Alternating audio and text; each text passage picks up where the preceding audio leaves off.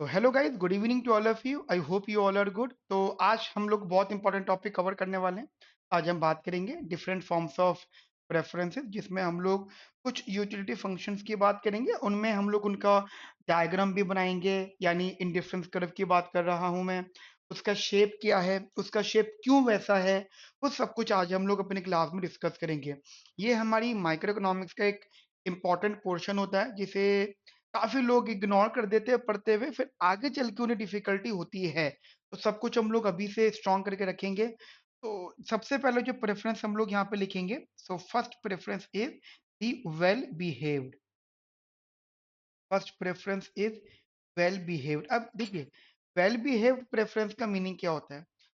हम लोग 2 प्रकार के प्रेफ़रेंसेस की बात करते हैं। एक होते हैं कॉन्वेक्स प्रेफ़रेंस और एक होते हैं कॉनकेव प्रेफ़रेंस। ठीक है? पहले इस बात को लिखना मत, पहले आप सुन लीजिए, फिर मैं आपको बताता चलूँगा। हम लोग 2 प्रकार के प्रेफ़रेंसेस की बात करेंगे। एक होंगे कॉन्वेक्स प्रेफ़रेंस और एक होंगे कॉनकेव प्रेफ़रेंस, और हम लोग इकोनॉमिकली बात कर रहे हैं। तो कॉन्वेक्स प्रेफ़रेंस उन सारे प्रेफ़रेंसेस को बोलते हैं जहाँ पे कमोडिटीज़ गुड इन नेचर होती हैं। ठीक है, कमोडिटीज कैसी होती है? Good in nature. मैं रिपीट कर रहा हूँ, कैसी होती कमोडिटीज? Good in nature. वो हमारे कॉन्वेक्स प्रेफरेंसेस होते हैं। कॉनकेव कौन से होते हैं? जो हमारे बैड कमोडिटीज होती हैं। कौन सी कमोडिटी होती हैं? बैड। ठीक है, बैड का मतलब और गुड का मतलब समझ लो आप। गुड कमोडिटी का मीनिंग होता है कि अगर आप उसकी मार्जिनल यूटिलिटी निकालते तो वो पॉजिटिव होगी। बैड कमोडिटी का मतलब होता है अगर आप उसकी मार्जिनल यूटिलिटी निकालते तो वो नेगेटिव होगी। तो these are the two difference basically difference between the convex and concave preferences. तो अगर हम कहीं पर भी लिख देते हैं गुड कमोडिटी, तो वो कॉन्वेक्स प्रेफरेंस डिनोट किया जाएगा economically.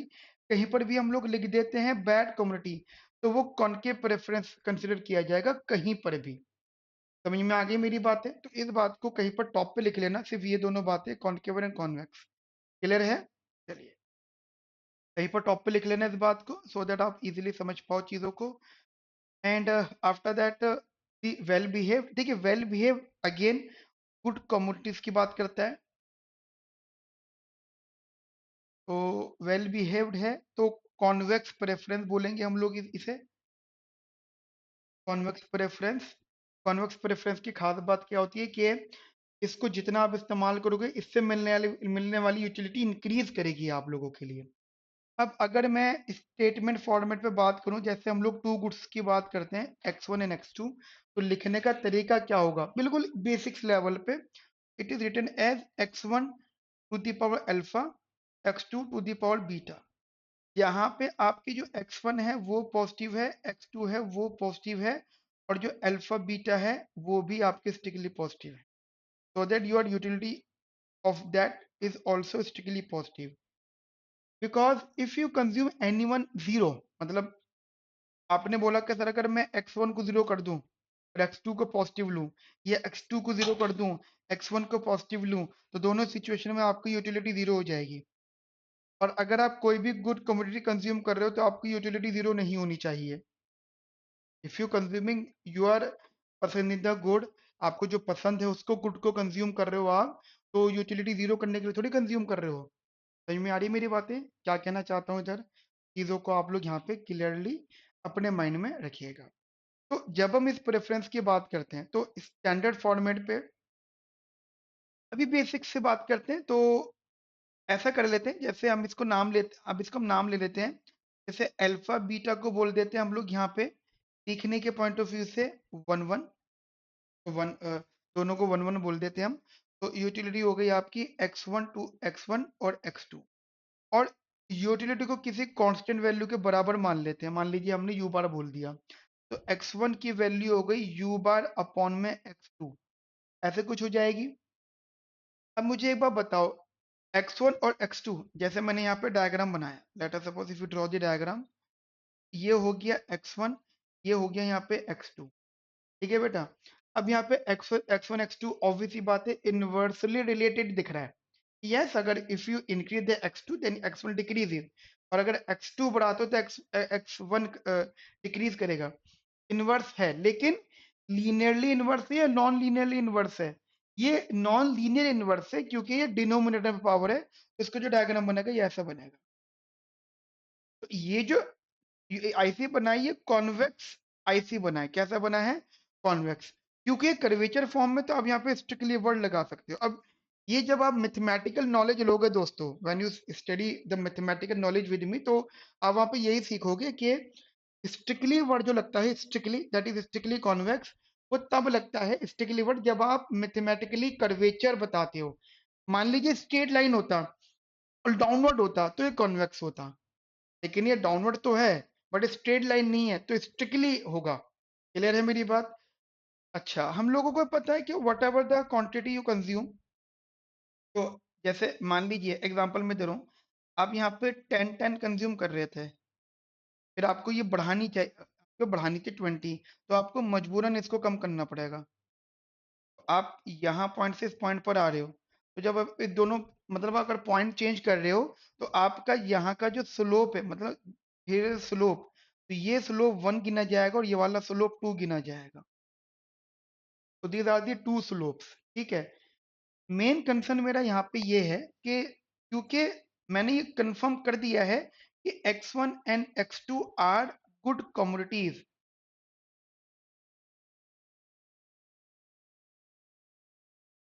And how can we जज इट? एक्चुअली वो कंसर्न आप लोग अपने माइंड में रखना। तो इसका मीनिंग ये हो जाएगा कि if you consume x1 then this will provide you the positive utility, as well as if you consume the x2 this is also provides you the positive utility. Clear clear है मेरी बात आपको?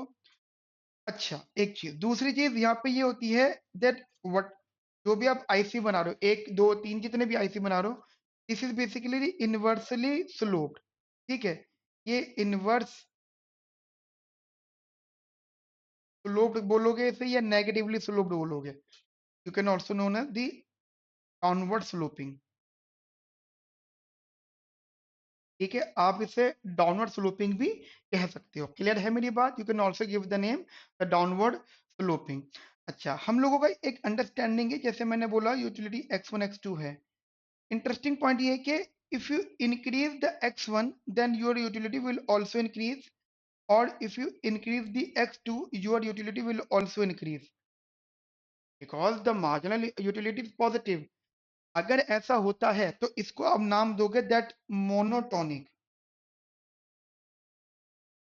और strict monotonic बोलना। अब बार बार why we use the term strict, please remember that कि ये जो कर्वेचर है ना, जैसे आपने बोला ये जो डायग्राम है ये कर्वेचर है, कर्वेचर है, तो यहाँ पे कैसे तो सटीक है, स्ट्रिक्टली है कि बढ़ेगा ही बढ़ेगा, तो इसलिए हम यहाँ पे मैथमेटिकली टर्म स्ट्रिक्ट वर्ड लगा रहे हैं। समझ में आ रही मेरी बात आप लोगों को अच्छे से, बढ़िया से? ठीक है। अच्छा, दूसरी चीज, जैसे मैंने यहाँ पे लिखा था इसकी जगह लोगों को, जैसे मैं इस बात को रिपीट कर रहा हूँ that mu x1 is positive and mu x2 is positive, it implies that is more is better। ठीक है, that is more is better. More is better का मतलब if you if you get the positive utility after consuming additional unit of good x or x1 or x2, then what you want more of that commodity because if you consume more you get better off। Clear है मेरी बात? एक ये चीज आप लोग अपने mind में रखना। अच्छा, इसका उल्टा भी होता है, अगर mu x1 नेगेटिव होता तो that known as the less is better. ठीक है, एक ही अंडरस्टैंडिंग आप अपने माइंड में रखिएगा, बहुत इंपॉर्टेंट है ये बात। अब हमने यहाँ पे क्या करा है, एक एक टर्म आता है MRS, marginal rate of substitution. क्या नाम दिया हमने इसको? मार्जिनल रेट ऑफ सब्स्टिट्यूशन, जिसे आप लोग आसान भाषा में MRS बोलते हो, सुना होगा आप लोगों ने। मैथमेटिकली ये dx2 बाय dx1 होता है, ये मैथमेटिकली होता है, this is, you can say that this is math. और इकोनॉमिकली ये होता है mu x1 अपॉन में mu x2। ये इकोनॉमिकली, देखिए मैं जो टर्म लिख रहा हूँ ना उसको बहुत ज्यादा ध्यान से समझना। Why we use the term mathematically और इकोनॉमिकली। मैथमेटिकली का मतलब होता है you can use the minus sign here because mathematically minus sign exists, but economically you have to take always the mod. Do you know what is the meaning of the modulus in economic sense? Because MRS is actually in the negative form. वो एक negative form में होता है, but economically negative point या negative sign is only shows the direction. Means your diagram is downward sloping. It doesn't mean that any value is negative. Mathematically कोई value zero, वो कोई value negative हो सकती है, बट इकोनॉमिकली आप किसी भी गुड की डिमांड जीरो जीरो या नेगेटिव नहीं कर सकते। You understand? तो वही पॉइंट मैं आप लोगों को यहाँ पे समझाने का ट्राई कर रहा हूँ। एक ये चीज आप अपने माइंड में रखना, ठीक है? नाउ अब हम लोग, जैसे मैंने आपका डायग्राम में यहाँ पे बनाया था, जैसे डायग्राम था, एक बार मैं डायग्राम को दोबारा बना के इसके बारे में बात करता हूँ। जैसे आप, जैसे एग्जांपल आपने यहाँ पे मॉड लगाया, पर एक्चुअली में जो एमआरएस होता है वो ये होता है del u by del x one upon में del u by del x two. और बिकॉज ये इकोनॉमिकली है, बिकॉज क्योंकि ये कॉन्वेक्स है, तो हमें माइनस साइन होता है। माइनस साइन एक्चुअली क्या बताता है? देखिए क्लियर से ये बात रखना, यहाँ पे माइनस साइन होता है। ये जो एमआरएस होता है ना, ये एमआरएस एक्चुअली में ये ट्रेड ऑफ शो करता है। ट्रेड ऑफ क्या शो करता है बेटा? ये ट्रेड ऑफ शो करता है। ट्रेड ऑफ का मतलब क्या होता है? If you basically use the MRS, then one good if sacrifice, then other good must be gain, or one good is gaining, then other good must be sacrificed. By if you have the limited income and you are consuming the two goods x and y, and if you want to consume more of x, then you have to uh, reduce some of the y because you have the limited income, so your expenditure remains constant. What do you want? Expenditure remains constant.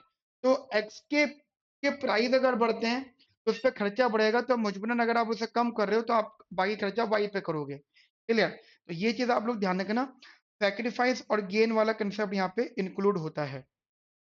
Minus sign जो होता है वो सिर्फ और सिर्फ आपको direction show करता है, दैट शोज ओनली डायरेक्शन। और डायरेक्शन मतलब downward sloping.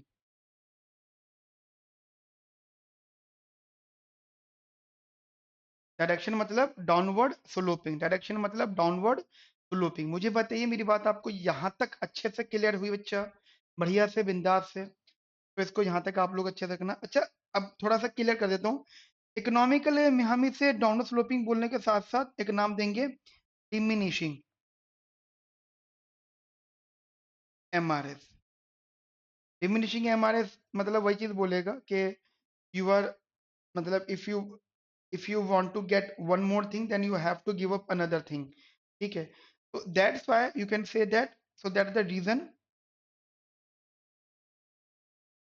that's why our IC is strictly convex to origin. Our IC is strictly convex to origin. हमारा जो इंडिफरेंस कर्व है वो स्ट्रिक्टली कॉन्वेक्स होगा टू दी ओरिजिन। मुझे बताइए कोई दिक्कत यहाँ तक आपको किसी प्रकार की भी कोई प्रॉब्लम नहीं? एक ये चीज आप अपने माइंड में रखिएगा। एक छोटा सा स्टेटमेंट आप लिख लीजिए, थोड़ी सी statement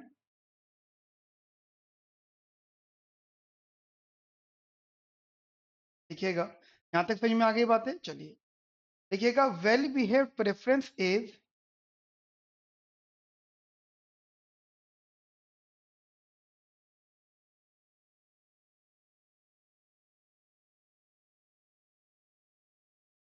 strictly convex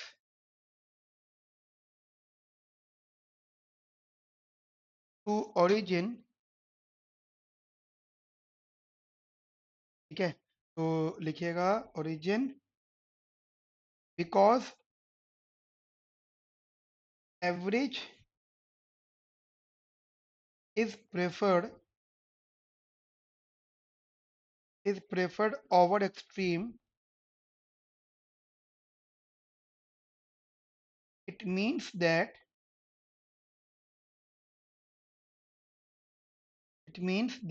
utility from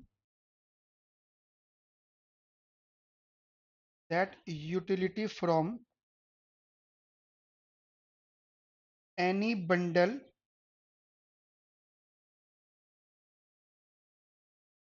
will be more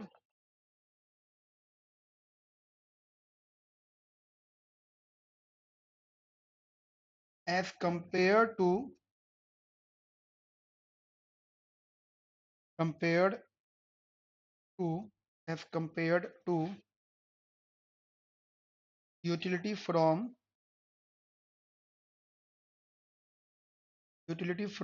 extreme bundles.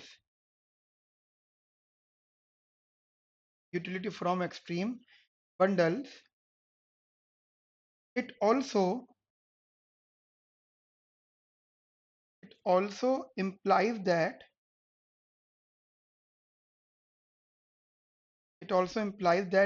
average consumption bundle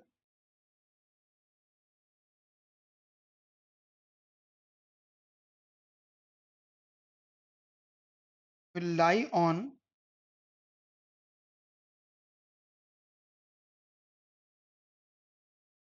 higher IC.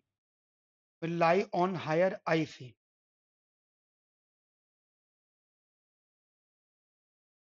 As we know that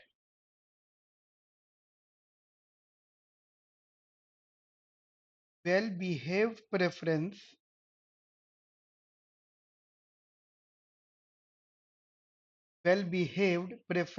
is convex due to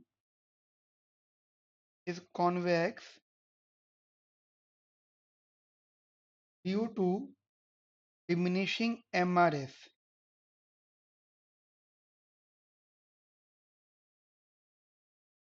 Diminishing MRS, where MRS can be defined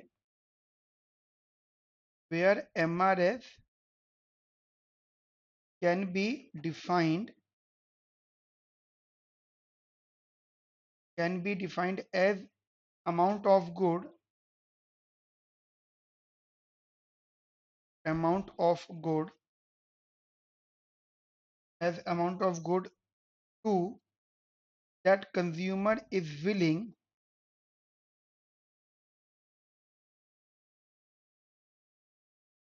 to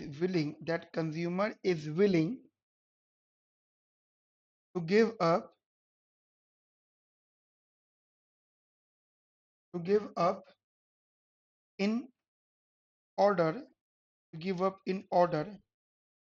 to consume one more unit of good one.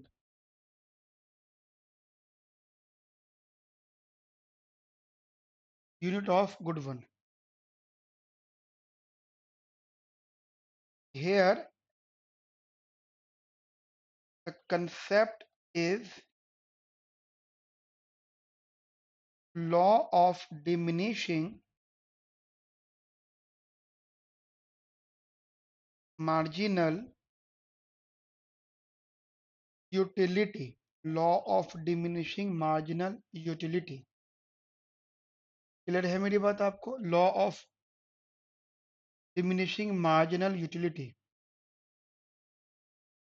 अच्छा, ये एक basic understanding थी हमारे पास. यहाँ पे हमने property की बात करी थी. प्रॉपर्टी में हमारे इंडिफरेंस कर्व में, अगर आपको याद हो, इसको ना छोटा सा नोट बना लो. अगर आपको याद हो जब आप एकेडमी में 11-12 में पढ़ते थे, ठीक है, तो आई थिंक अब तो 11th में है. ये हमारी जो माइक्रो इकोनॉमिक्स है, तो वहाँ पे इंडिफरेंस कर्व जो आता था, तो आप प्रॉपर्टीज ऑफ आईसीस की बात करते थे. और तो आपके मेन एग्जाम में इसकी बहुत ज़्यादा इंपॉर्टेंस नहीं है. हाँ, इसकी एप्लीकेशन नॉलेज की रिक्वायरमेंट हो सकती है, बट ये बहुत बेसिक है. इसकी इसकी इतनी ज़रूरत नहीं पड़ेगी. इसलिए बस आप हेडिंग लिख के छोड़ देना और बस याद रखना कि हाँ बातें, चलो हम क्या क्या कर रहे हैं. पहला तो यही होगा कि इट इज़ बेसिकली जो ऐसे आईसी होता है वो डाउनवर्ड स्लोपिंग होता है. ठीक है, तो मेन बात तो ये है कि इंडिफरेंस कर्व जो होता है वो डाउन स्लोपिंग होता है. दूसरा, वो कॉन्वेक्स टू ओरिजिन होता है. तीसरा, कैन नॉट इंटरसेक्ट,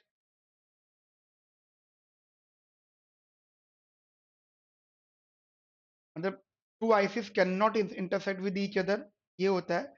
ठीक है। And fourth one is the higher IC represent higher satisfaction, हर आईसी रिप्रेजेंट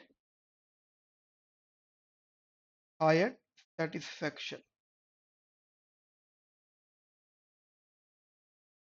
क्लियर? तो एक ही अंडरस्टैंडिंग आप लोग अपने माइंड में बेसिकली यहाँ पे रखिएगा। तो today we are generally discussing about what that the form of different utility function, जिसमें हमने एक मेजर पार्ट करा है that is the well behaved. अब क्योंकि ये सबसे पहला टॉपिक था इसलिए इसमें थोड़ा टाइम लगा हमें।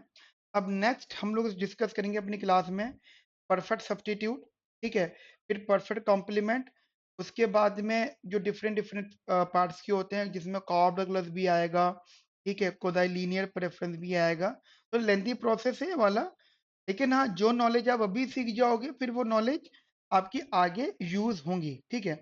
तो आज के लिए इतना रखते हैं। अब इसके बाद जो दूसरी क्लास में ऐड ऑन कर रहा हूँ, मैं ऐसे ही छोटे छोटे सेशन इसमें ले रहा हूँ। दूसरी क्लास जो इसमें ऐड ऑन कर रहा हूँ उसमें अगला टॉपिक रिपीट कर रहे हैं हम लोग। मिलते हैं नेक्स्ट सेशन में। अपना ध्यान रखो, ख्याल रखो। Have a nice day. Thank you, bye bye, take care.